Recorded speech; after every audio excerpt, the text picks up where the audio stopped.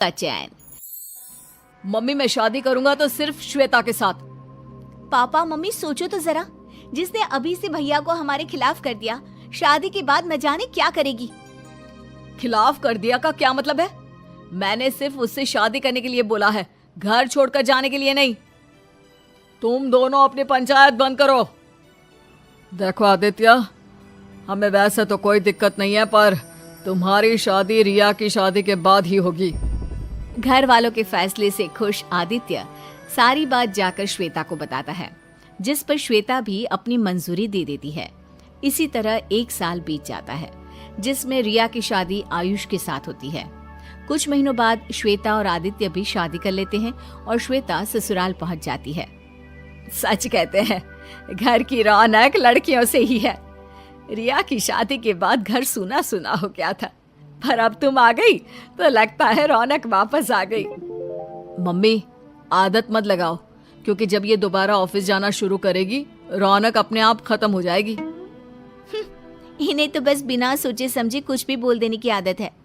Mummy papa आप फिक्र मत करो, आप जब भी कहोगे मैं हाजिर हो जाऊंगी। थोड़ा मेरे बुलाने पर भी आ जाना, या सारा प्यार मम्मी के लिए ही है, पापा के लिए कुछ भी नहीं। सारा परिवार हंसने लगता है। इसी हंसी खुशी में दिन बीतने लगते हैं, जिसमें धीरे धीरे कुछ बातें श्वेता ससुराल वालों से, कुछ नए तौर तरीके ससुराल वाले बहू से सीखने लगते हैं, जिससे उनके बीच एक दूसरे की सोच को लेकर इज्जत और समझ बढ़ती है। समय बीतता है। एक शाम परिवार साथ बैठकर बातें कर रहा होता है, तभी घर की घंटी बजती है। दरवाजा खोलने पर रिया और आयुष को सामने खड़ा देख सब हैरान हो जाते हैं। रिया, जमाई जी, आप दोनों रात के इस समय यहाँ कैसे? सब ठीक तो है ना? अरे इन्हें शांति से बैठने तो दो, आते ही सवालों की बारिश शुरू कर दी। वो घर में दोनों भाइयों के बीच लड़ाई हो गई। पापा जी ने भैया का साथ देकर आयुष को भला बुरा बोल दिया और ये गुस्से में घर छोड़कर निकल आए। कहाँ जाए कहाँ नहीं कुछ समझ में ही नहीं आ रहा था, इसलिए मैं इन्हें यहाँ ले आई। मैं अभी भी कह रहा हूँ होटल में चलते हैं, कुछ दिनों में घर का इंतजाम कर लूंगा। अरे होटल क्यों, ये आप लोगों का ही तो घर है और अपने ही घर में आने के लिए किसी टाइम या परमिशन की जरूरत नहीं होती। आप दोनों यहाँ सबके साथ रहोगे, जब तक चाहोगे तब तक। अब जहाँ पूरा परिवार खाना खाने और बात करने में लग जाता है, वहीं रिया अपनी भाभी की बातें सुनकर उसके खिलाफ साजिश सोचने लगती है और अगले ही दिन से ननद भाभी को परेशान करने, कभी घर का काम, कभी उसके कपड़े, तो कभी ऑफिस और घर की बातों के जरिए घर वालों को श्वेता के खिलाफ करके उसे परेशान करने की कोशिश में लग जाती है। मम्मी, भाभी सुबह की गई रात को वापस आती है और सारा काम आपको अकेले करना पड़ता है। आप कुछ भी नहीं बोलते उसे, ये तो सही नहीं है। आपको उन पर कुछ तो सख्ती रखनी चाहिए। तेरी भाभी बहुत समझदार है, वह घर और ऑफिस अच्छे से संभालती है। हमें अपनी बहू से कोई शिकायत नहीं, और अगर तुझे मेरे अकेले काम करने से दिक्कत है तो तू भी तो घर में खाली बैठी रहती है, काम में माँ का हाथ बटा ही सकती है। हाँ, घर आई बेटी को ताने सुना सकती हो, पर बहू को एक शब्द नहीं बोलोगी। भाभी आप सबको अपनी उंगलियों पर नचा रही है, तभी तो ये जींस और शॉर्ट ड्रेस पहनकर बाहर जाती है और देर रात को वापस आती है, फिर भी कोई उन्हें कुछ नहीं बोलेगा। बेटा तो पहले डिसाइड कर ले कि तुझे उसके घर में काम नहीं करने, ऑफिस जाने या मॉडर्न कपड़े पहनने से आखिर दिक्कत किस चीज से है। अगर बात कपड़ों की है तो हमें तो उसमें कोई बुराई नहीं दिखती, क्योंकि इज्जत, शर्म और तमीज इंसान की आंखों और बातों में होती है। कपड़े तो बस खोखले समाज का लड़कियों को नीचा दिखाने का झूठा जरिया है। गंदगी देखने वाले की नजरों और सोच में होती है। लाख कोशिश करने के बाद भी अपने मम्मी पापा को भाभी के खिलाफ करने में नाकामयाब होने के बाद अब रिया आदित्य के पास जाती है, जिसे वो श्वेता के ऑफिस ट्रिप और लड़कों के साथ दोस्ती को लेकर बोलना शुरू करती है। भैया, कल ही मैंने भाभी की ऑफिस ट्रिप वाली फोटो देखी। इतने सारे लड़कों के बीच वो अकेली थी। क्या उनके ऑफिस में और कोई लड़की नहीं है? अरे लड़कियां तो बहुत है, लेकिन इसकी टीम में तो सारे लड़के ही हैं। वैसे तुम्हारी भाभी उनकी बॉस है, और वो सब श्वेता से इतना डरते हैं कि इसे देखते ही उनकी सिट्टी पिट्टी गुल हो जाती है। बॉस है तो क्या हुआ, लड़कों से थोड़ी दूरी बनाकर रखनी चाहिए। शादी के बाद कोई ऐसे बातें बनाए अच्छा थोड़ी ना लगता है। अरे शादी हुई है, जिंदगी खत्म थोड़ी ना हो गई है जो वो लोगों से मिलना और बात करना या लड़कों के साथ काम करना बंद कर दे। और तुम ये ना अपनी स्टोन एज वाली सोच को जरा ब्रेक देकर नए जमाने में आ जाओ। लोगों पर विश्वास करना सीखो, शक नहीं। इसके आगे रिया और कुछ बोलती उससे पहले ही श्वेता आ जाती है, जिसे देखकर रिया वहां से छत पर चली जाती है जहां आयुष अकेला बैठा होता है। तुम यहाँ अकेले क्यों बैठे हो? किसी ने कुछ बोला क्या? अभी तक तो नहीं, लेकिन अगर तुम्हारी हरकतें इसी तरह चलती रही तो कुछ बोलने में देर भी नहीं रहेगी। अरे क्यों हाथ धोकर भाभी के पीछे पड़ी हो? आखिर उन्होंने तुम्हारा क्या बिगाड़ा है? वो हम दोनों की इतनी फिक्र और इज्जत करती है और तुम उनकी लाइफ खराब करने की कोशिश करती रहती हो। अच्छा, तब तुम भी भाभी पुराण गाने लगे। सुनो, कोई प्यार व्यार नहीं है, सब नाटक है जिससे पूरा घर उनके इशारों पर नाचे और वो अपनी मन मर्जी का काम करती रहे।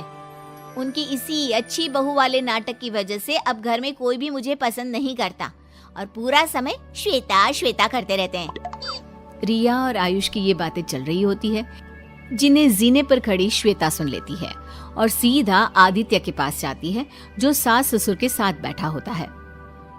आपने मुझे बताया क्यों नहीं कि रिया मुझे पसंद नहीं करती? उसे लगता है कि मैं अच्छा बनने का नाटक कर रही हूँ जिससे घर में उसकी जगह ले पाऊं। मैंने तो कभी ऐसा सोचा भी नहीं और वो इस बात पर मुझसे नफरत करती है। ससुर अपनी बेटी और दामाद को भी वहां बुलाते हैं। अब सारे घर वाले एक जगह इकट्ठा हो जाते हैं। अब सास, ससुर और आदित्य मिलकर रिया को समझाने लगते हैं। तुम्हें ऐसा कैसे लग सकता है कि हम तुम्हें पसंद नहीं करते या श्वेता तुम्हारी जगह लेना चाहती है? बेटी, वो तो हम सबके बीच अपनी जगह बनाना चाहती है, किसी की जगह छीनना नहीं। हमारे लिए तुम दोनों एक बराबर हो, किसी एक की वजह से दूसरे की अहमियत कम नहीं होती। रिया, शादी के बाद मैंने बहुत सुना था कि रिया थी तो घर में रौनक थी। मैं तो घर में सबको खुश रखने की कोशिश करती हूँ। अगर इससे तुम्हें ऐसा लगा कि मैं तुम्हारी पहचान छीन रही हूँ तो आई एम रियली सॉरी। मेरा ऐसा कोई इरादा ना था, ना कभी होगा। माँ भाभी के साथ बाकी घर वालों की बातें सुन रिया को अपनी गलती का एहसास होता है और वो भी श्वेता से माफ़ी मांगती है, जिसके अगले ही दिन आयुष और रिया दूसरे घर में शिफ्ट हो जाते हैं और सब पहले की तरह खुशी खुशी रहने लगते हैं।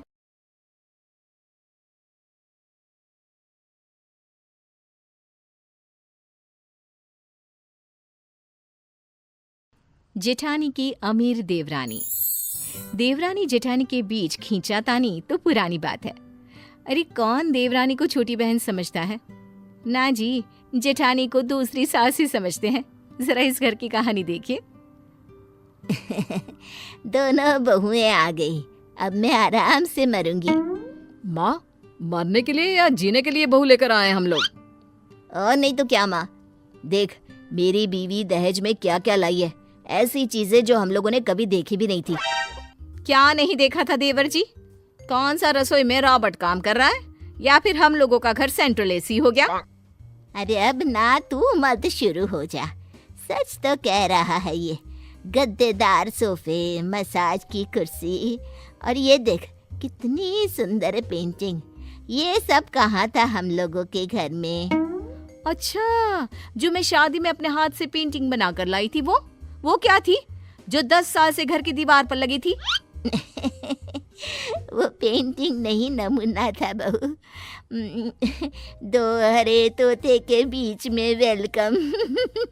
और वो चादर जो लू कढ़ाई करके लाई थी, कभी पढ़ा भी था उस पर क्या लिखा था? I love you. अरे अब क्या यही स्टैंडर्ड था इस घर का? गांव की देसी गंवार। अरे छोटी को देख, MF हुसैन की पेंटिंग वाली बॉम्बे डाइंग की चादर और न जाने क्या क्या। सही बोल रहा है बेटा। बड़ी बहू को तो मानो काटो खून सूख जाता है। वो सोच लेती है कि घर वालों को उसकी और उसके गांव की अहमियत बताकर रहेगी। वक्त बीतता है, छोटी को घर वालों का शय मिलता है तो वो भी सर पर चढ़ जाती है। क्यों दीदी, क्या करते हैं आपके पापा? वैसे सुना है गांव में है कहीं आप लोगों का घर? हाँ, गांव की ही तो है ये। पापा इसके किसान है, वो क्या है ना, शहर में शादी करना कौन नहीं चाहता। हम लोगों को भी लगा कि बड़ा परिवार है, पिता क्या क्या जिम्मेदारी निभाएगा, तो ले आए इसे ब्याह कर कर। हाँ, तो बहू के ऐसे कौन से गुण थे जो मुझ में नहीं थे? कितनी बार तो आस पड़ोस की पड़ोसने तक आपको मेरी तारीफ करके गई हैं। याद है जब आप गिरी थी सीढ़ी से, तो मैं ही थी जो हाथों से उठाकर बेड पर लिटाया था। गांव का खान पान था शुद्ध, वरना आजकल की शहर की लड़कियां कटोरी पानी का तो उठाया नहीं जाता इन लोगों से। हाँ भाभी, क्योंकि हम लोग नाजों से पले हैं, फूल की तरह। वैसे भी क्या करना है भार उठाकर, जब पापा ने इतना सब दे दिया है तो। ठीक है, तो अब तो यही रही। अब तो यही देखना है कि गांव की गवार और गरीब या शहर की तितली अमीर। ये भी क्या बात हुई बड़ी, कैसी बहकी सी बात कर रही है।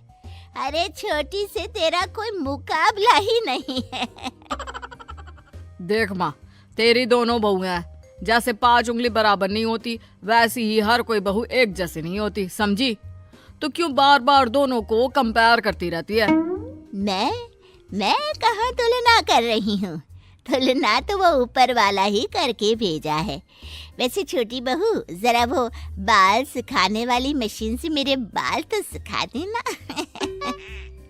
सास बार बार छोटी के सामने बड़ी को छोटा दिखाने की कोशिश करती है। फिर एक रोज, ओ माँ जी, मैं ना शॉपिंग के लिए जा रही हूँ। कल इनकी सैलरी आई है ना, तो बोल रहे हैं कि शॉपिंग पर चलो। हाँ हाँ जाओ बहू, और मुझे भी ले चलो। वो क्या है ना, कुछ सामान छोटे मोटे मुझे भी लेने थे। बड़ी भी वहीं खड़ी होती है। सुन, शाम का खाना बना कर रखना, और कभी तू भी चली जाया कर शॉपिंग वापिंग पर। माना गांव में माल नहीं होते और ना ही पैसे, लेकिन अब तो तू शहर की बहू हो गई है ना। मेरे पास सारा सामान है, मैं क्यों जाऊं? आप लोग जाओ। और हाँ, मेरी सहेली के घर खाना है तो मैं और मेरा परिवार बाहर ही खाएगा। आप लोग भी खा कर आना, ठीक है? हाँ हाँ क्यों नहीं, मेरी छोटी बहू है ना, वो बड़े घर की है, उसे तो 5 स्टार में खाने का शौक है। क्यों बहू? छोटी कुछ नहीं कहती, पर अपने पति से कहती है, क्या है ये, तुम्हारी माँ मेरे पीछे ही पड़ी रहती है। अरे भाभी के साथ क्यों नहीं जा रही उनकी सहेली के घर? हम मियाँ बीवी घूमे या इनको टांग ले। तुम्हें तो हर बार माँ की हाँ में हाँ और भाभी की बेइज्जती करती रहती हो। वैसे भी माँ को शुरू से ही दिखावा पसंद है, लेकिन भैया को गांव की भाभी पसंद आ गई थी तो माँ ने हाँ कर दी शादी की। खैर, बात आई गई हो जाती है। सासू माँ छोटी के साथ शॉपिंग में जाती है, जहाँ वो खूब सारी शॉपिंग करती है। चलो अब कुछ खाया जाए। वो क्या है ना, बड़ी तो है नहीं घर पर। माँ, कुछ पैसे बचे होते तब तो बाहर खाना खाते ना। एक फूटी कोड़ी नहीं छोड़ी आपने।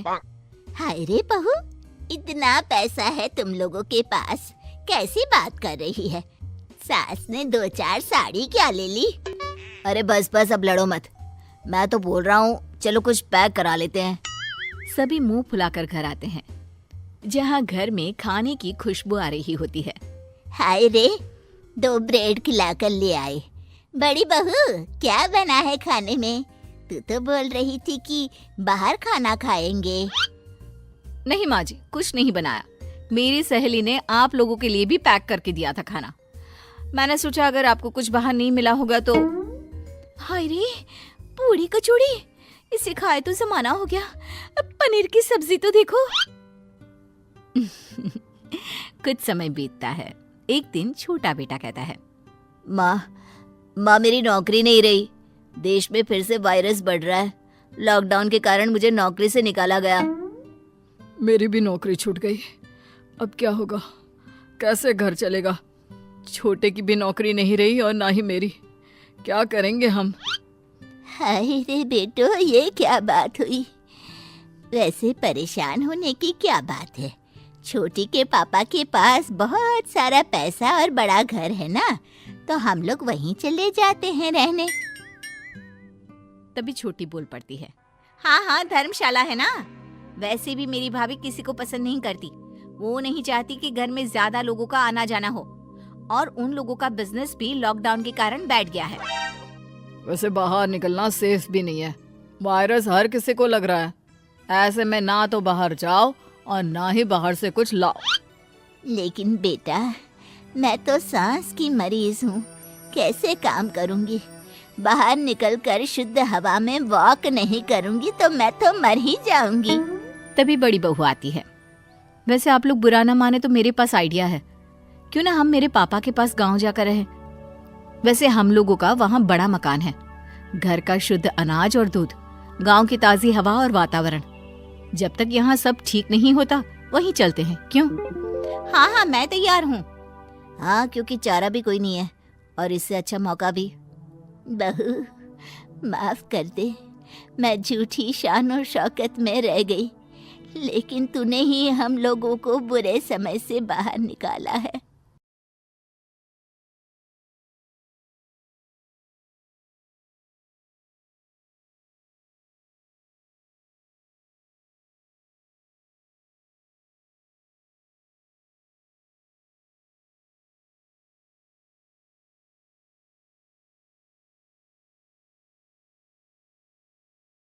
बेटी बनी बहू, ये कहानी उस डरी हुई लड़की की है जिसकी शादी 3 महीने में तय हो चुकी है।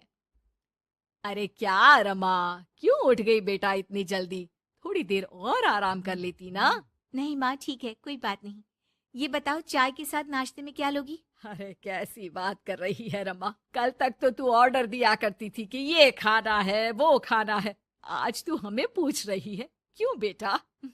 माँ अब ऐसे ही बोलिए ना, क्या खाएंगी? बेसन की रोटी बना दूं दही के रायते के साथ? माँ कुछ सोचती है फिर कहती है, अच्छा सुन, ये बता, रोहन का फोन आता है? शादी होने वाली है तेरी उससे, बात करती रहा कर। हाँ हाँ हाँ माँ, बात होती रहती है, मॉर्निंग में मैसेजेस भी डालती हूँ।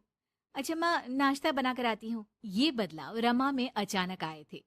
कहाँ तो वो देर से उठती, बिस्तर पर ही नाश्ता खाना और आराम से नहाना। माँ ने बचपन से ही किसी राजकुमारी की तरह रखा। पढ़ने में होशियार और काफी सोचने वाली लड़की थी रमा।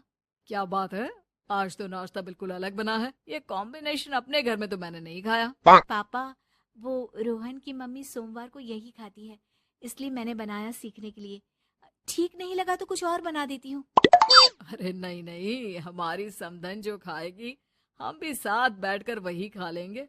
वैसे इट्स वेरी हेल्दी। हाँ रमा, गुड, वेरी गुड। पापा के मुंह से तारीफ सुनकर रमा खुश हो जाती है। वो रोहन को फोन करती है। पता है, पापा ने मेरे हाथ के नाश्ते की तारीफ की, बोल रहे थे it's very tasty Rama. Good good, सही है। अच्छा देखो, कल मम्मी पापा कुछ भी ग्रीन वेजिटेबल का खाते हैं, जैसे पालक पनीर या फिर मिक्स सलाद के साथ ब्राउन ब्रेड, तुम बना लेना कल। और हाँ, पिक्स शेयर करना, मैं माँ को दिखा दूंगा। ठीक है, भेज दूंगी। अगले दिन रमा फिर कुछ नया बनाकर रोहन को फोटो भेजती है। अपनी माँ को दिखा देना, ये मैंने बनाया है। तभी वहाँ उसकी माँ आ जाती है। ये क्या बेटा, ये हाथ कैसे चल गया तुम्हारा? अरे कुछ नहीं माँ, वो तो बस ऐसे ही। आप बताओ ना, क्या चाहिए? अरे कुछ नहीं बेटा, ला मैं हाथ में दवा लगा देती हूँ। माँ हाथ में दवा लगा रही थी कि पता नहीं रमा क्या सोच रही थी, थोड़ी परेशान सी थी। क्या हुआ रमा, क्यों परेशान लग रही हो? रोहन से कोई बात हुई है क्या? नहीं माँ, आज जो बनाया उसकी फोटो मांगी थी रोहन ने, दे तो दी, लेकिन अभी तक कोई रिप्लाई नहीं आया। माँ कुछ सोचती है, फिर रमा के फोन से उसके जले हुए हाथ की फोटो खींचकर भी रोहन को भेज देती है। अरे माँ, ये क्या कर रही हो? वो सोचेगा कि मुझे काम करना आता ही नहीं। हाँ तो सोचने देना, पढ़ाई में नहीं मिल पाता था वक्त, जितना सीखा है काफी है। वक्त के साथ ही खाना बनाना, घर संभालना, सब कुछ आ जाता है। थोड़ी देर में रमा के फोन का मैसेज बजता है। रमा के पास रोहन का फोन आ जाता है। माँ को ये खाना देखने में ही अच्छा नहीं लगा, बोल रही थी कि तुम्हें बोल दूं कि अच्छे से बनाना सीखे। ना हो तो कोई क्लास ज्वाइन कर ले, मैं पैसे दे दूंगा। और हाँ, प्लीज यार, ऐसी डरावनी जलने कटने खून खराबे वाली फोटो मत भेजा करो। जल गई क्या? तुम्हें खाना नहीं बनाना आता क्या? मुझे ब्लेम मत करो। मैंने ब्लेम करने के लिए नहीं, बस अपनी सीरियस एफर्ट दिखाने के लिए ये फोटो भेजी थी। वैसे भी मैंने नहीं, मॉम ने भेजी थी, पता नहीं क्यों। ओ यार, तुम्हारी मॉम क्यों इतना इंटरफियर कर रही है? वैसे अभी ये हाल है तो बाद में तो वो हमारे घर में ही ताक जाग करती रहेंगी। उनसे कहो कि मैं तुम्हें उस घर के लिए तैयार कर रहा हूँ जहाँ अब तुम्हें पूरी जिंदगी रहना है। रमा को रोहन की बात ठीक नहीं लगती, वो फोन रख देती है, लेकिन सोच में पड़ जाती है कि आखिर वो ये बात माँ को बताए कि नहीं। अब हर वक्त या तो वो रोहन का बताया खाना बना रही होती है या उसके कहने पर उसकी पसंद की टीवी शोज, वेब सीरीज या फिर किताब पढ़ रही होती है। क्या बात है रमा, आजकल मैं देख रही हूँ कि तुम बहुत परेशान सी रहने लगी हो। कोई बात हो तो बता दो बेटा। नहीं माँ, वो रोहन ने कहा था कि उसकी पसंद मुझे पता होनी चाहिए, जिससे कल को हम साथ हो तो हम लोग मिलकर अच्छे से बात कर पाए। उसने कुछ वेब सीरीज देखने को कहा था, लेकिन क्या कहूँ माँ, मेरी तो समझ में ही नहीं आ रही वेब सीरीज। अरे तो बोल देना रोहन को नहीं देखनी, या फिर एक काम कर, तू उसे अपनी पसंद का सिर्फ एक गाना सुनने को बोल। ला मैं मैसेज कर देती हूँ। ना ना माँ, आप तो रहने ही दो। पिछली बार भी जब मैंने उसे बोला कि आपने मैसेज किया है तो वो गुस्सा हो गए थे। अच्छा, क्या बोल रहा था? यही कि माँ क्यों इंटरफेयर कर रही है, मैं तुम्हें उस घर के लिए तैयार कर रहा हूँ जहाँ तुम्हें पूरी जिंदगी रहना है। माँ अब समझ जाती है कि रोहन उसकी रीमा के लिए ठीक नहीं है। रहने दे रीमा, ये रोहन मुझे ठीक नहीं लगता। तू बोल तो मैं कोई और रिश्ता देखूं। अरे नहीं माँ, मेरे पूरे फ्रेंड सर्कल में ये बात हो गई है, नाते रिश्तेदार आस पड़ोस सभी। हाँ ठीक है बेटा, चल कुछ दिन और देख ले, लेकिन ये मत सोचना कि यहाँ शादी नहीं हुई तो कुछ बुरा हो जाएगा। ये देखना कि इससे शादी हुई तो भविष्य कैसा रहेगा, समझी? प्यार, विश्वास और इज्जत से बढ़कर कुछ भी नहीं है। रीमा माँ की बात पर हाँ बोलकर वहाँ से चली जाती है। अगले रोज रोहन का फोन रीमा के पास आता है। मैंने तुम्हें एक स्किन डॉक्टर का फोन नंबर दिया है। माँ बोल रही थी कि तुम सांवली हो और दिखने में भी नैन नक्श थोड़े। एक काम करो ना, तुम इनसे अपना ट्रीटमेंट शुरू करवा लो, होप कि थोड़ी देखने लायक हो जाओ। आज तक रीमा से किसी ने इस तरह बात नहीं की थी। वो ये बात सुनकर सीधे शीशे के सामने खड़ी हो जाती है।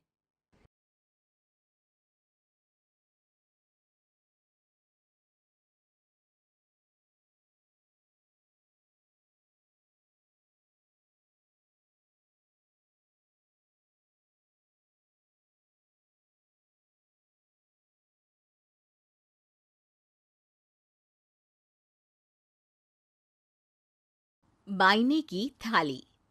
जानवी की जुबान पर बचपन से ही हजार सवाल और मन में हर चीज जानने की उत्सुकता रहती है, जिस वजह से वो अपने भाई की शादी में चल रही रस्मों के बीच भी मम्मी से सवाल पूछने लगती है। मम्मी, जब लड़की वालों ने आपको अपनी इतनी बड़ी लड़की दे दी तो फिर भी उनसे सामान लेना गलत नहीं है क्या? इस पर कोई भी जानवी की बात का जवाब नहीं दे पाता और उसे इग्नोर करते हुए रस्में निभाते रहते हैं। शादी संपन्न होती है और भाभी घर आ जाती है, जिसके बाद जानवी के सवालों का सिलसिला अब भाभी के साथ शुरू होता है। भाभी, मुझे आज तक एक बात समझ नहीं आई, हमेशा सारे बलिदान वाले काम लड़कियां ही क्यों करे? मतलब अपना घर, परिवार, दोस्त, पुरानी जिंदगी सब कुछ छोड़ लड़कियां ससुराल आए, फिर वहां सबका दिल जीतने की कसरत भी वही करे, और लड़कों का क्या? बस तैयार हुए, दूल्हे बने और दोबारा अपने घर आकर बैठ गए। दीदी, मैं ससुराल में हूँ, जवाब कंट्रोवर्शियल हो जाएगा, इसलिए आप अपने ये दुनिया हिलाने वाले सनसनीखेज सवाल अपने पति से करना, क्या पता वो जवाब दे पाए। भाभी की बात पर हंसते हुए जानवी वहां से चली जाती है। कुछ दिनों बाद उसकी शादी कबीर से हो जाती है। अब ससुराल में कुछ दिन तो जानवी किसी से कोई सवाल पूछे बिना रह लेती है, पर फिर एक शाम दरवाजे पर खड़ी सास को बुजुर्ग भिखारी पर चिल्लाते हुए देख लेती है। अरे मुझे पता है तुम सबके पास खूब पैसा होता है, पर फिर भी हम जैसे शरीफ लोगों को परेशान करना होता है, और फिर जब कोई पैसे ना दे तो तुम उसका खून भी कर देते हो। क्रिमिनल होते हो तुम सबके सब। अब जाते हो यहाँ से या पुलिस को बुलाऊं? ये सब देख अब जानवी खुद को रोक नहीं पाती। मम्मी, वो आपसे भीख नहीं, खाने की मदद मांग रहे हैं और आप उन पर इस तरह से चिल्ला नहीं सकती। आखिर ये भी तो एक इंसान है, और वो भी आप और मुझसे उम्र में बहुत बड़े। बाकी किसी चीज का नहीं तो कम से कम उनकी उम्र का ही ख्याल कर लीजिए। बहू का ऐसा रूप देख सास को तो जैसे शौक ही लग जाता है। जानवी भिखारी को खाना देकर वहां से भेज देती है, लेकिन इसके बाद से ही सास का उसके प्रति रवैया बदल जाता है। मुझे तो लगा था बहुत शांत बहू लेकर आई हूं, पर ये तो पूरी ज्वालामुखी निकली। अरे इतने दिनों से ये रंग क्या एक भिखारी के सामने अपनी सास की इज्जत उतारने के लिए छुपा कर रखे थे? और कौन से रंग बदलना सिखाकर भेजा है तेरे माँ बाप ने तुझे? मम्मी जी, रंग का तो पता नहीं, लेकिन मेरे मम्मी पापा ने मुझे हर ढंग में गलत के खिलाफ खड़ी होना जरूर सिखाकर भेजा है। बहू का जवाब सुन सास गुस्से में वहां से चली जाती है, जिस पर पीछे खड़ा सब कुछ सुन रहा कबीर जानवी के पास आता है। जानवी, मैं मानता हूं तुमने जो किया अच्छे के लिए किया, पर मम्मी से ऐसे नहीं बोलना चाहिए था। अब उन्हें मनाने की जिम्मेदारी तुम्हारी ही है। पर मैं कैसे? मुझे तो कुछ भी पता नहीं है। तो उसके लिए मैं हूं ना। कुछ दिनों में ही सकट का त्योहार आ रहा है। तुम बस बायने पर मम्मी को देने के लिए एक सुंदर साड़ी ले आना, तुम्हारा काम बन जाएगा। ये कहकर कबीर वहां से चला जाता है, लेकिन व्रत और त्योहारों से अनजान जानवी कंफ्यूजन में वहीं खड़ी रह जाती है, जिस पर वो भाभी को फोन लगाकर सारे व्रत और उनके महत्व समझती है। और उन्हें जानने के बाद वो बायने की साड़ी तो खरीद लाती है, लेकिन इसी के साथ उसके मन में अब नए सवाल पैदा होने लगते हैं। इसी तरह सकट के व्रत का दिन भी आ जाता है। हे भगवान, एक तो सुबह से भूखी, ऊपर से ये सवालों के बुलबुले पेट में उठकर और तहलका मचा रहे हैं। अब क्या करूं, किससे पूछूं? जानवी अपने आप से ये सब बोल ही रही होती है कि सास और कबीर उसके सामने आ जाते हैं। बायने और पूजा की सब तैयारी कर ली? हाँ जी, वो तो कर ली, पर क्या पर? फिर कोई सवाल है? पूछ लो, कहीं पेट में उसे रखे रखे एसिडिटी ना हो जाए। ज्यादा कुछ नहीं, बस पूछना था कि जब ये व्रत बच्चों और दाम्पत्य जीवन की सुख शांति के लिए होता है, फिर इसमें व्रत सिर्फ हम लेडीज ही क्यों रखती हैं? हिस्सेदारी तो दोनों की होती है ना? जानवी की बात सुन इस बार तो सास भी सोचने पर मजबूर हो जाती हैं। ये तो मुझे नहीं पता और ना हमने कभी किसी से पूछा। बस जो बड़े बुजुर्ग रिवाज बना गए वही चल रहे हैं। इसकी भी कोई वजह जरूर होगी। अच्छा, और ये बायने की वजह? अब बायने से तुम्हें क्या दिक्कत है? नहीं नहीं, दिक्कत कोई नहीं है। बस सोचती हूँ कि अगर व्रत बच्चों या पति के लिए होता है, तो हमेशा हर चीज का गिफ्ट सिर्फ सास को ही क्यों मिलता है? अरे पति के नाम पर व्रत है तो उन्हें, और बच्चों के नाम पर जो व्रत है उनमें बच्चों को क्यों गिफ्ट नहीं दी जाती? जानवी का सवाल सुन इस बार सास भड़कने के बजाय शांति से उसका जवाब देती है। वैसे ये सवाल एक बार मैंने भी अपनी सासू माँ से किया था, तो जवाब मिला कि सास की वजह से ही पति मिला है, इसलिए एक थैंक यू और इज्जत की तरह उन्हें ये बायना दिया जाता है। और बच्चों वाला तो मुझे भी नहीं पता। बाकी इस बात की भी कंफर्मेशन नहीं है कि सासू माँ ने ये सिर्फ मेरे सवालों को शांत करने के लिए बोला था या ये सच भी है। सास के जवाब और जानवी के सवाल से अब वो दोनों ही कंफ्यूजन में हैं कि आखिर सच और वजह क्या है। अगर आप लोगों के पास इन सवालों के जवाब हैं तो कमेंट करके सबके साथ ज़रूर शेयर कीजिएगा।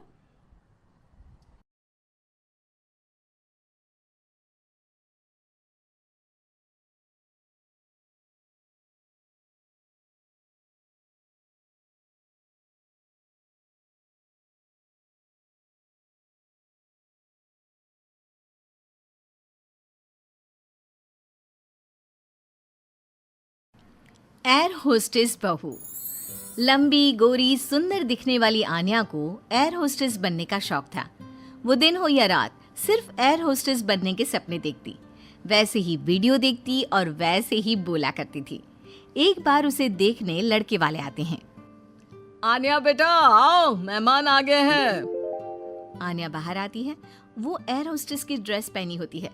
आन्या मेहमानों से बिल्कुल एयर होस्टेस की तरह बात करती है। आप सभी लोगों का हमारे शर्मा हाउस में स्वागत है। उम्मीद है आप लोगों को हमारे घर की मेहमान नवाजी के साथ ही मैं काफी पसंद आऊंगी। आप लोगों से निवेदन है कि अगले आदेश तक अपनी सीट की बेल्ट बांध ले, हम जल्द ही उड़ने वाले हैं। होने वाली सास बोल पड़ती है। उड़ने वाले हैं? अरे कहाँ उड़ने वाले हैं? ये किसी घर में आए हैं या प्लेन में? क्या है भाई साहब, ये आपकी बेटी को क्या हो गया है? तब आन्या की माँ जवाब देती है। वो क्या है ना, थोड़ी मजाकिया किस्म की है हमारी बेटी। वो तो दिख ही रहा है। वैसे क्या आन्या बेटी, एयर होस्टेस हो क्या आप? हो नहीं पर हो जाऊंगी। 2 राउंड क्लियर है, बस अब तीसरे राउंड के बाद ज्वाइनिंग, फिर मैं बन जाऊंगी एयर होस्टेस। वाह वाह, सुना है एयर होस्टेस खूब कमाती है। और नहीं तो क्या, हर ट्रिप के पैसे, ऊपर से विदेश घूमो। मैं तो जल्द ही उड़ जाऊंगी। आन्या की बात सुनकर सास को लालच आ जाता है। वो मन ही मन सोचती है, मजा आ जाएगा, मैं भी बहू के साथ कभी अमेरिका तो कभी कनाडा। उधर आन्या मन में सोच रही होती है, ये रिश्ता मेरे लिए ठीक रहेगा। चुस्त लग रही है बुढ़िया, अपना घर संभालेगी, मैं प्लेन में, ये घर में। और फिर हंसते हंसते ही आन्या के मुंह से निकल जाता है, वो क्या है ना, मुझे तो रिश्ता मंजूर है जी। अरे बेटा, तूने तो मेरे मुंह की बात छीन ली, मुझे भी तो बहू के रूप में बहुत मंजूर है। तो बताइए कब की टिकट कटनी है मेरी? अरे कोई मुझसे भी तो पूछ ले कि मुझे शादी करनी है कि नहीं। ओ माय गॉड, एक एयर होस्टेस ने शादी के लिए हाँ कर दी है, तो तुमसे क्या पूछना। खैर अब मैं चलती हूँ, नमस्कार। आन्या का एयर होस्टेस बनने वाला भूत चढ़ता ही चला जाता है।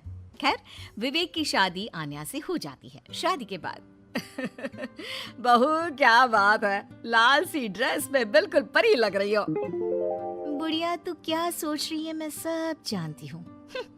ये मेरे साथ लटकना चाहती है, गंवार कहीं की। अरे क्या सोच रही है बिटिया, मुझे घूर घूर कर देख रही है। अच्छा मैं ये कह रही थी कि मैंने सुना है वैष्णो देवी जाने के लिए प्लेन से जाओ तो 2 घंटे में दर्शन हो जाते हैं। वो क्या है ना, माता के दरबार में मत्था टेकने का मन था। हाँ हाँ क्यों नहीं, मैं टिकट करती हूँ ना आपकी। बहू वहां से चली जाती है। रात को खाने की टेबल पर सभी से निवेदन है कि खाने का सामान परोस दिया गया है, जल्दी जलपान कर ले, सहयोग के लिए शुक्रिया। सभी को आन्या की बातें अजीब तो लगती है, लेकिन करे क्या, बहू जो ठहरी।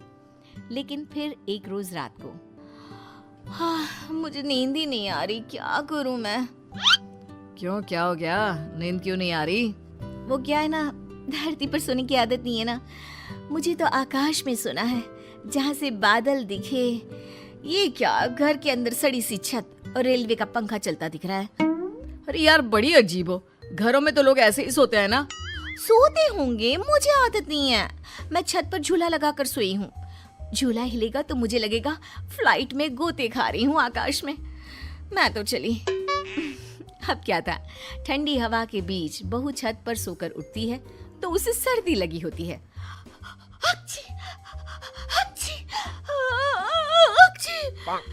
अरे क्या हो गया बहू, तू तो बोल रही थी मुझे जम्मू लेकर जाएगी, तू तो पहले से ही बीमार होकर बैठ गई। मैंने तो पैकिंग भी कर ली है, अब उड़ा कर ले चल। यहाँ नाक की दही बनी हुई है और इन्हें जम्मू घूमना है। हाय रे, लगता नहीं कि ये एयर होस्टेस बहू कभी मुझे प्लेन की सैर भी कराएगी। अरे क्या हो गया माँ, काहे रोई जा रही हो? बेटा मैंने सोचा था कि बहू उड़न खटोले में लेकर मुझे घूमेगी, लेकिन इसके नखरे झेलते झेलते मैं तो थक गई हूँ। तभी बहू आ जाती है। आप लोग खड़े क्यों हो? मुझे खड़े हुए लोग देखने की आदत नहीं है। कृपया अपनी अपनी सीट पर बैठ जाए और खिड़की से बाहर देखे, साथ ही सीट बेल्ट बांध ले। देखो आन्या, ये एयर होस्टेस वाली जॉब बाहर तक ठीक है, लेकिन तुम ये घर पर जो अजीब सा व्यवहार करती हो ना, ये मुझे बिल्कुल भी पसंद नहीं है। तुम क्या समझो मेरी नौकरी की कद्र? ठेले में बैठ बैठ कर बस ठेले हो गया हूँ। मैं एयर होस्टेस हूँ। पता है हवाई टिकट कितने की आती है? लोग एक बार बैठने के लिए मरते हैं, मैं तो रोज 2 बार घूमती हूँ।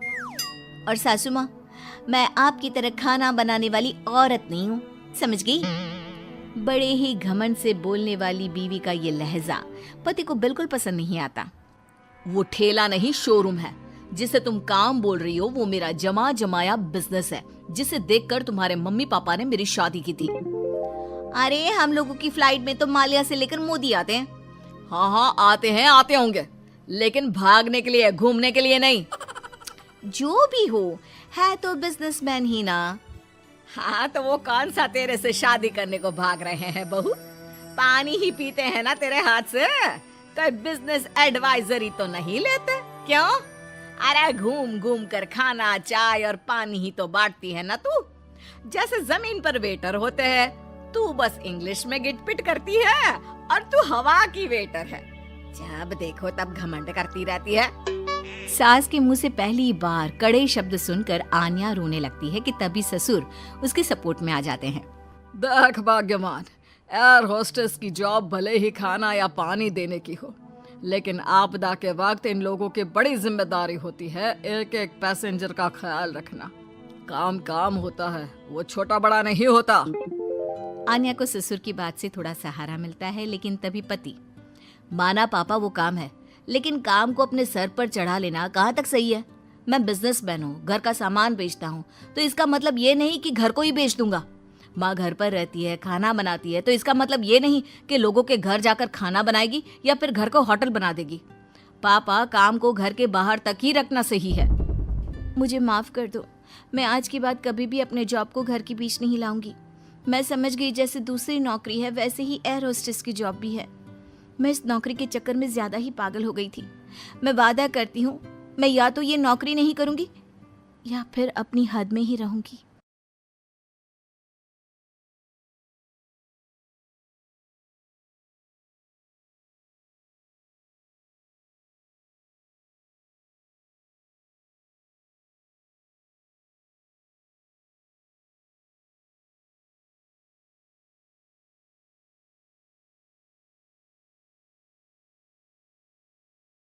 कहानी नीरू की है।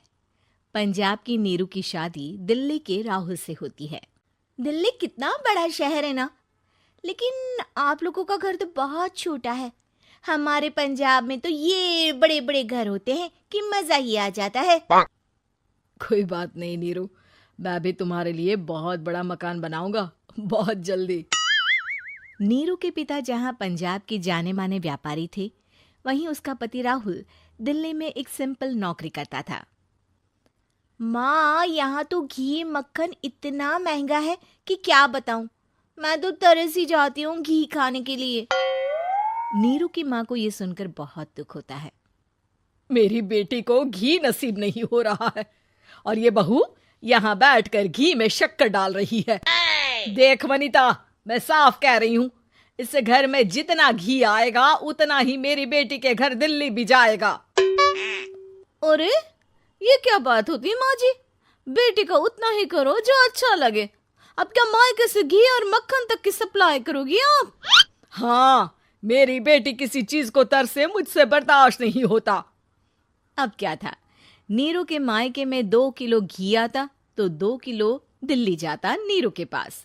एक दिन, माँ, बड़ी गर्मी पड़ती है दिल्ली में। इस घर में तो एक ही एसी है और वो भी ड्राइंग रूम में। सारा परिवार एक ही कमरे में सोता है। हाँ बेटा, वो तो हर घर की कहानी है। यहाँ भी एक ही एसी है।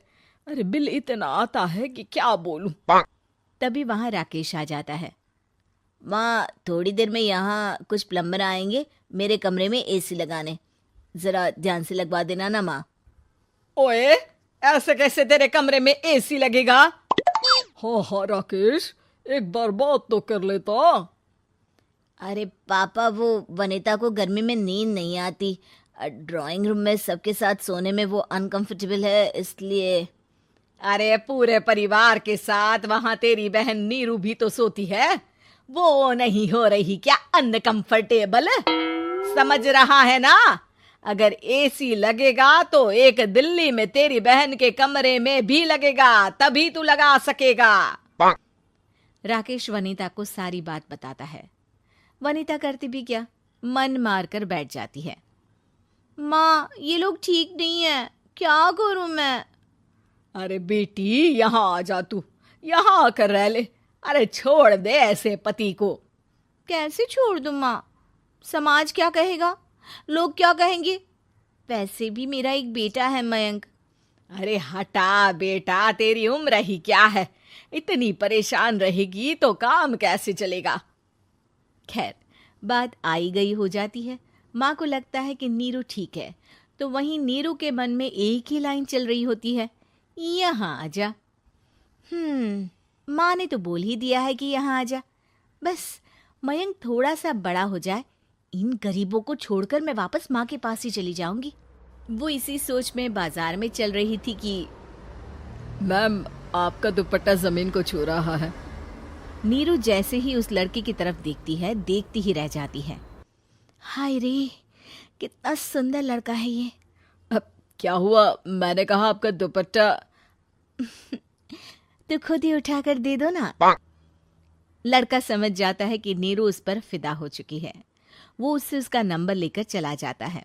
अब क्या था, नीरू और रोहित में लगातार बातें होने लगती है।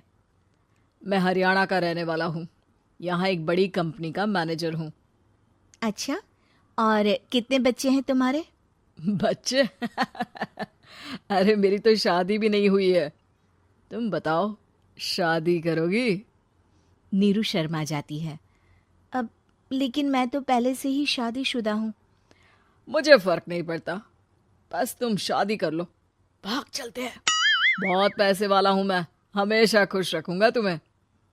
नीरू रोहित से मिलकर सारा प्लान बना लेती है और फिर एक दिन घर से भाग जाती है। दोनों शादी कर लेते हैं।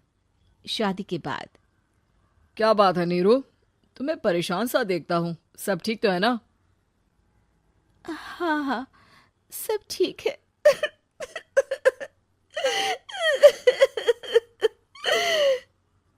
ये कहते कहते ही वो रोने लगती है। अरे क्या हो गया, रो क्यों रही हो? मैंने तुमसे एक बात छुपाई है और वही बात अब मुझे परेशान कर रही है। रोहित, मेरा एक बेटा भी है, उसका नाम मयंक है। क्या बात कर रही हो, ये तुमने मुझे पहले क्यों नहीं बताया? देखो नीरू, मेरी माँ को मैंने ये नहीं बताया है कि तुम शादीशुदा हो। बच्चा मैं मैनेज नहीं कर पाऊंगा। नीरू को समझ में नहीं आता कि वो क्या करे।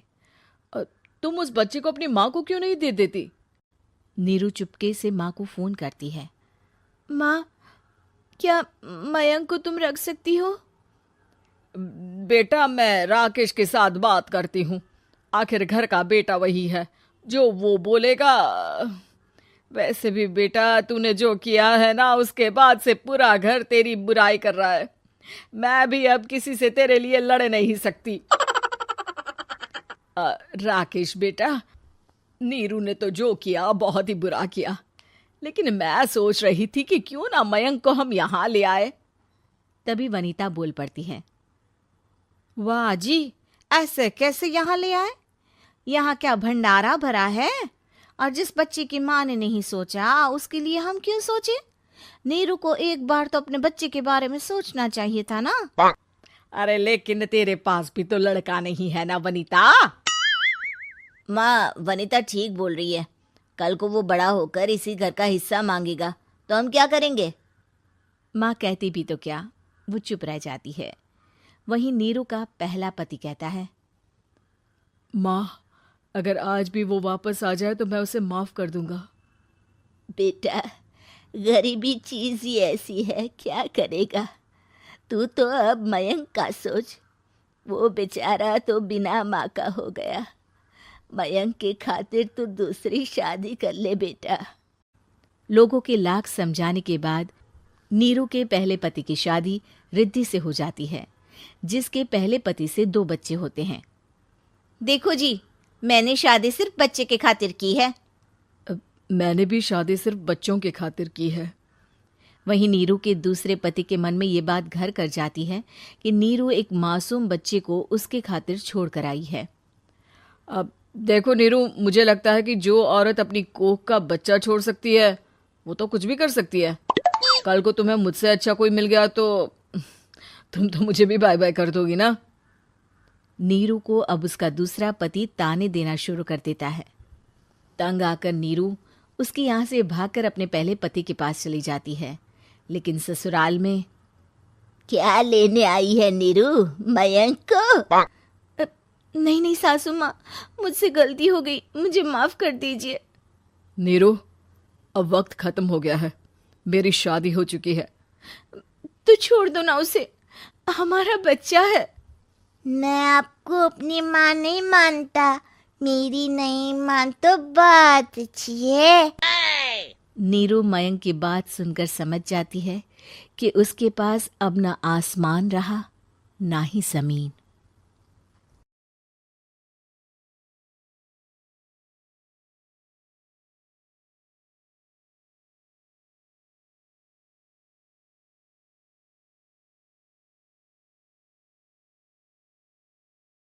माँ भी कभी बेटी थी। बेटी सारा दिन सोती है, ना पढ़ती ना कोई काम करती। अरे यहाँ तक कि 2-2 दिन हो जाते न नहाती न कपड़े बदलती। अरे मेरी बेटी ने खाना खा लिया, बता तो देती, मैं झूठे बर्तन हटा देती। बेटा देखना कमरा बदबू कर रहा है।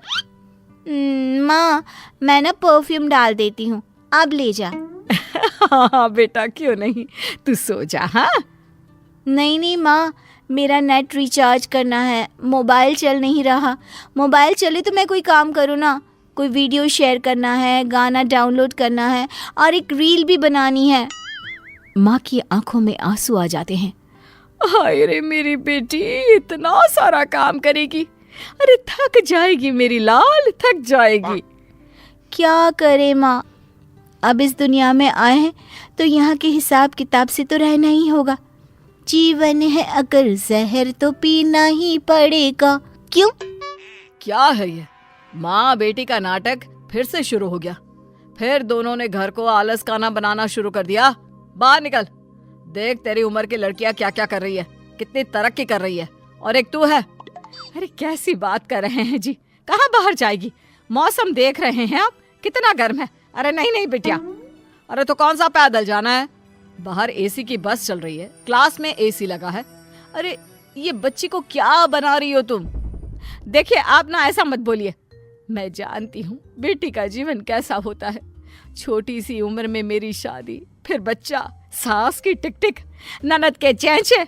अरे ना, मेरी बेटी ये सब करने के लिए पैदा थोड़ी ना हुई है। पिताजी क्या करते, बीवी को कहाँ तक समझाते कि लड़का हो या लड़की, जिंदगी ऐसे नहीं चलती है। आराम करना ठीक है, लेकिन जीवन के उस पड़ाव में नहीं जहाँ ढेर सारा काम करने की जरूरत होती है। माँ, पापा। पिता को लगता है कि बेटी को समझ आ गया है। हाँ बेटा बोल, जल्दी से बोल, क्या हुआ। वो जाते वक्त ना दरवाजा बाहर से बंद करते जाना। नींद आ रही है। हाँ बेटा, मैं लाइट भी बंद कर देती हूँ। हाँ, और ये मोबाइल का रिचार्ज भी करवा देती हूँ, ठीक है। खैर, बात आई गई हो जाती है। फिर एक रोज माँ गिर जाती है और उन्हें चोट आ जाती है।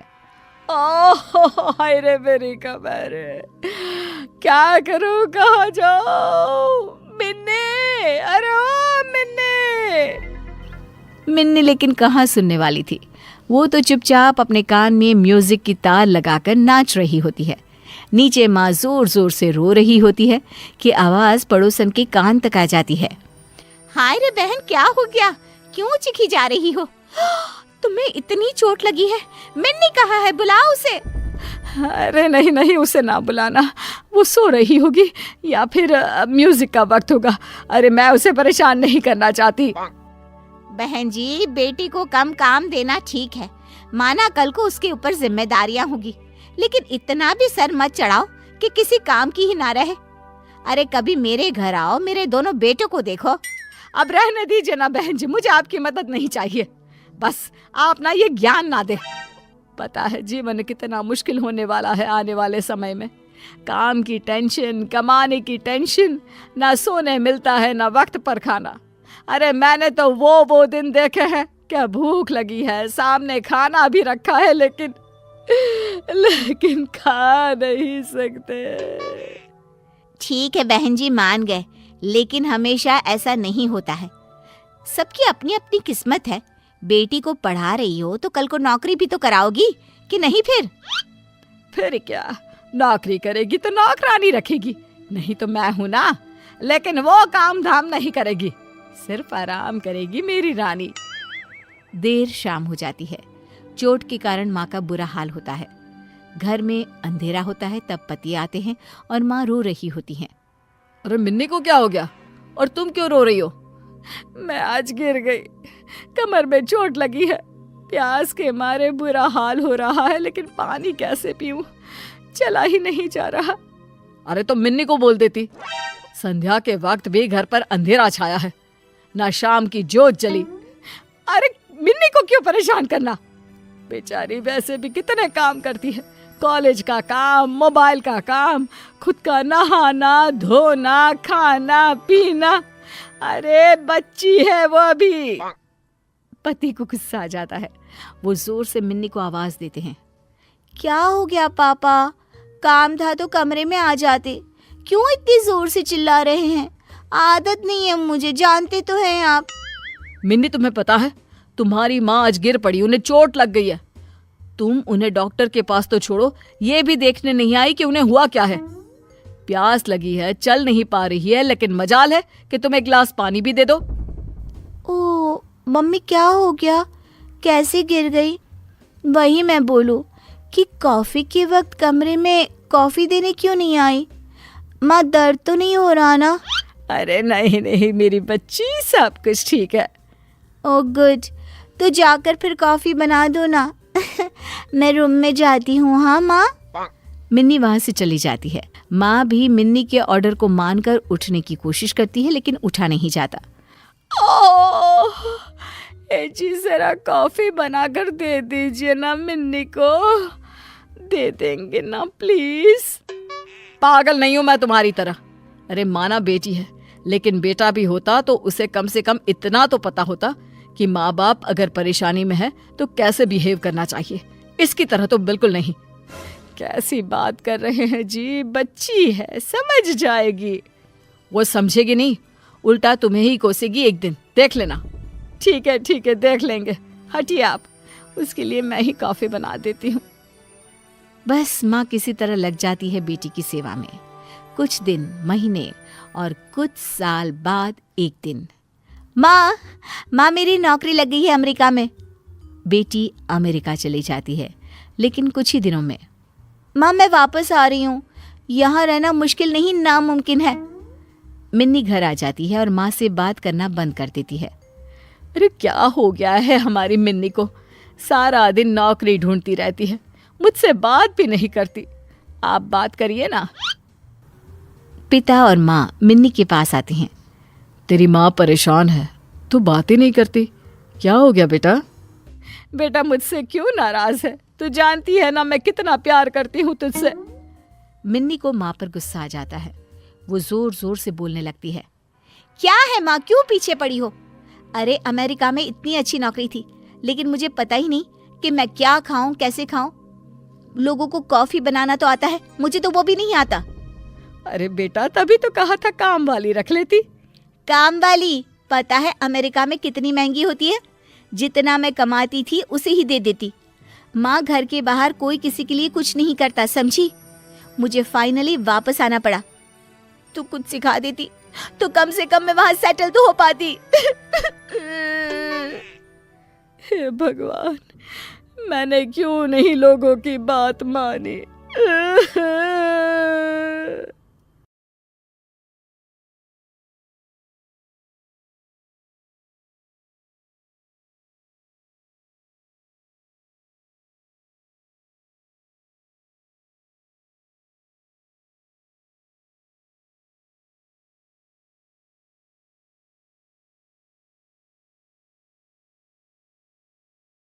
घर का बंटवारा।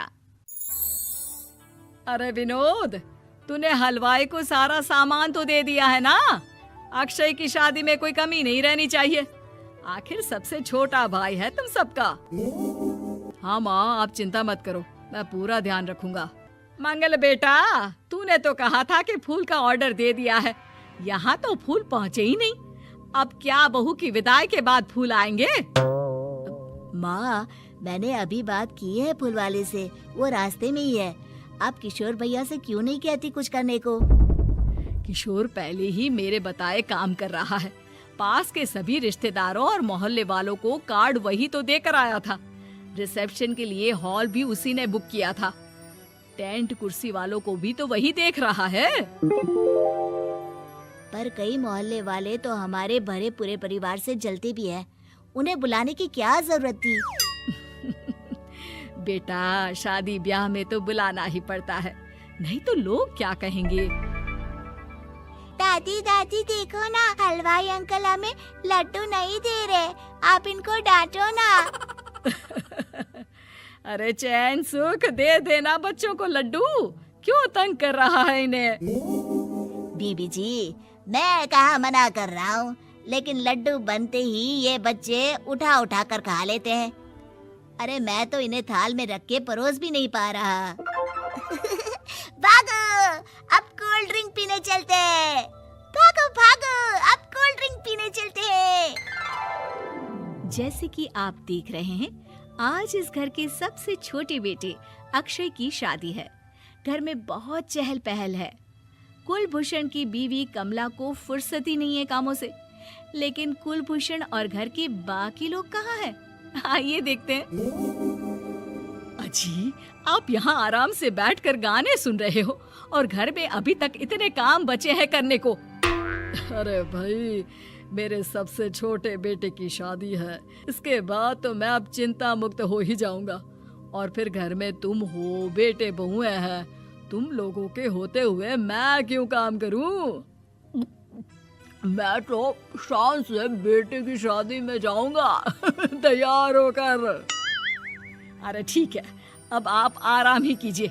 एक बार अभिषेक की बीवी आ जाए, फिर मैं भी आराम करूंगी और मेरी चारों बहुएं पूरे घर की जिम्मेदारियां संभाल लेगी। इतना कहकर कमला वापस अपने काम में लग जाती है। बेटा भी, तू अब तक तैयार नहीं हुआ? किससे बात कर रहा है फोन पर? तैयार कैसे हूँ? सैलून जाने से तो आपने मना किया है, क्योंकि मुझे हल्दी लग चुकी है। भाभीयों को देखो, सुबह से पार्लर में है। अक्षय की शादी हो जाती है और नंदिता बहू बनकर घर आ जाती है, लेकिन इस घर की खुशियों को मानो किसी की नजर लग गई थी। नंदिता के आने के बाद आए दिन घर की शांति भंग होती रहती। अपने माँ बाप की इकलौती बेटी को इतने बड़े परिवार की जिम्मेदारियां कहाँ संभालनी थी? अभी देखो ना, मेरे हाथों की मेहंदी भी अभी नहीं उतरी है और तुम्हारी मम्मी ने मुझे घर के कामों में लगा दिया। मैंने सोचा था कि घर की सबसे छोटी बहू होने के कारण मुझे सब पलकों पर बिठा के रखेंगे, पर यहाँ तो पलक झपकने की भी फुर्सत नहीं मिलती। देखो नंदू, शादी के पहले ही मेरे घर वालों ने तुम्हें और तुम्हारे पेरेंट्स को बता दिया था कि मैं जॉइंट फैमिली में रहता हूँ, तो फिर अब ये शिकायत क्यों? और फिर तुमसे पहले मेरी भाभी भी तो आई थी शादी करके, उन्होंने तो कभी कुछ नहीं कहा। नंदिता तब तो चुप हो जाती है, लेकिन ऐसा बहुत दिनों तक नहीं चलता। अरे नंदिता, माँ बाबूजी की दवाई का टाइम हो गया है, उन्हें दवाई दिलाओ और उसके बाद सबके लिए नाश्ता बना देना। पर भाभी, मैं तो अभी अपना फेवरेट सीरियल देख रही हूँ। प्लीज मेरी जगह आप कर लो ना ये काम। ठीक है, मैं तेरी जगह माँ बाबूजी को दवाई दे आती हूँ और नाश्ता बना लेती हूँ। तू मेरी जगह पूरे घर की डस्टिंग करके 5 बच्चों को स्कूल के लिए तैयार करके भेज देना और दोपहर का खाना बनाने के बाद कपड़े धोकर सुखा देना। उसके बाद हम दोनों मिलकर बाजार जाकर सब्जी ले आएंगे, फिर डिनर की तैयारी कर लेंगे और उसके बाद बस भाभी, मैं माँ बाबूजी को दवाई देकर सबके लिए नाश्ता बना देती हूँ। हे भगवान, ये कहाँ लाकर फंसा दिया मुझे। मेरे घर में तो गिनती की 8 रोटियां और 2 सब्जी बनती थी और नाश्ता निपट जाता था। यहाँ तो रोटियों का ढेर और सब्जियां बड़े बड़े पतीलों में बनानी पड़ती है। नाश्ता बनते बनते लंच का टाइम हो जाता है और लंच बनते बनते डिनर का। अभी मुझ में तुम्हारे पूरे परिवार का नखरा उठाने की और ताकत नहीं बची। मैं ऐसे नहीं रह सकती। अरे तो क्या चाहती हो तुम? मुझे अलग रहना है बस। तो ठीक है, हम कल ही शिफ्ट हो जाएंगे किराए के घर में। इतना बड़ा घर होते हुए हम किराए पे क्यों रहेंगे? ना जी ना, घर में ही दीवार खड़ी करो अपने हिस्से के आगे। घर के साथ साथ घर की खुशियों में भी दीवार खींच जाती है। ऐसे ही कई महीने बीत जाते हैं और नंदिता माँ बन जाती है। बच्चे के आने से अभिषेक के कंधों पर खर्चों का बोझ आ पड़ता है। अभिषेक का बोझ कम करने के लिए नंदिता भी पार्ट टाइम जॉब कर लेती है, लेकिन इससे उसके सर पर नौकरी, घर और बच्चे की जिम्मेदारी बढ़ जाती है। नंदिता, ये क्या है?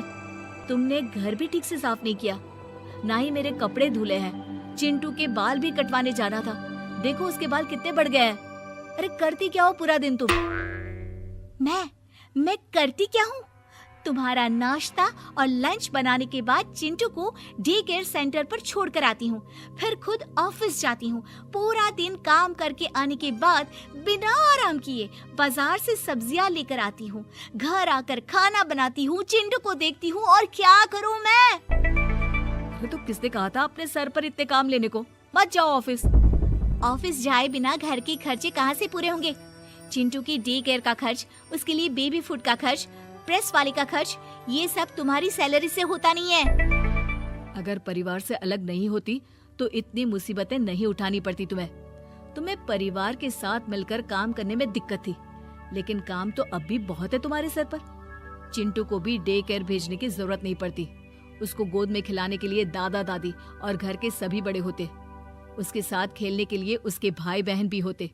मेरे तीनों बड़े भाइयों के बच्चे भी बड़े हुए हैं, लेकिन बिना महंगा बेबी फूड खाए, क्योंकि मेरी माँ और भाभियाँ बहुत अच्छे से जानती है कि बच्चे को क्या खिलाना चाहिए।